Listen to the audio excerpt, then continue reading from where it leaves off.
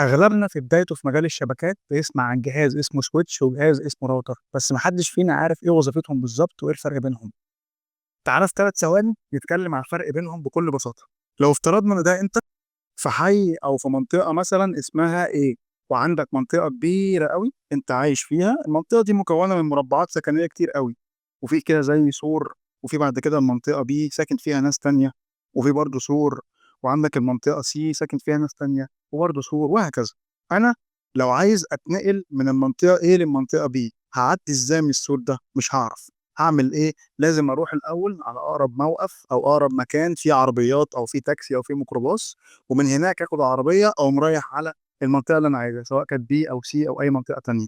فهعمل إيه؟ هتحرك، هروح على اقرب موقف عربيات، اقول له سلام عليكم انا محتاج اروح المنطقه بي. فساعتها الراجل هياخدني بالعربيه ويوصلني لحد صاحبي او لحد خالي او لحد قريبي اللي موجود في المنطقه بي.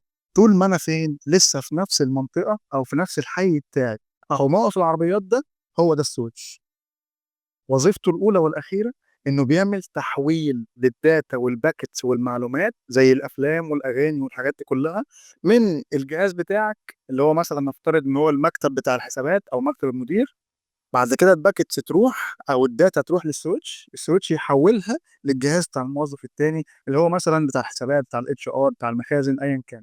دي وظيفة السويتش او دي اهميته، انه بيحول الباكتس او الداتا في الشركة الواحدة او في الشبكة الواحدة بقى.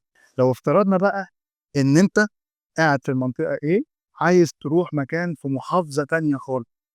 فلو افترضنا مثلا دي المحافظة التانية، وبرضه على فكرة المحافظة التانية دي فيها برضه مناطق مختلفة، في بين كل منطقة والتانية سور. فهنا مثلا المنطقة دي منطقة إي، منطقة إف، وبرضه هنا في ناس تانية عايشين معانا، وهكذا. ساعتها إيه اللي هيحصل؟ حضرتك هتفضل تمشي تمشي تمشي تروح للسويتش. السويتش وظيفته إيه؟ هيعمل إعادة تحويل، فهيجي يبص لنفسه كده: أنا معرفش محافظة تانية بالاسم ده، معرفش حاجة اسمها دي، معرفش حاجة اسمها إي، معرفش حاجة اسمها إف. مين دول؟ أنا آخري أوصل للناس اللي في الشبكة بتاعتي بس، اللي هم بي وسي بس. فساعتها بقى عملنا إيه؟ عملنا جهاز اسمه الراوتر. وده وظيفته واهميته انه بيتعرف على كل المحافظات، قصدي كل الشبكات المختلفة، علشان ياخد الباكت منك او ياخد الداتا منك ويوديها لشخص تاني موجود في محافظة تانية او موجود في شبكة تانية بقى. فلو افترضنا مثلا ان دي الشركة بتاعتي، وانا الراجل بتاع الحسابات اللي شغال في فرع محافظة القاهرة مثلا، وعايز ابعت داتا او عايز ابعت ملفات لموظف الحسابات اللي في الفرع اللي في الامارات او الفرع اللي في السعوديه، ايه اللي هيحصل؟ في الشركه بتاعتي عندي سويتش، الجهاز بتاعي هيبعت الداتا او الباكت للسويتش. السويتش هيقول له انا ما اعرفش شبكه او ما اعرفش محافظه تانية بالاسم ده، او ما اعرفش حاجه اسمها السعوديه. فساعتها ايه اللي هيحصل؟ السويتش هيرمي الباكت يوديها للراوتر.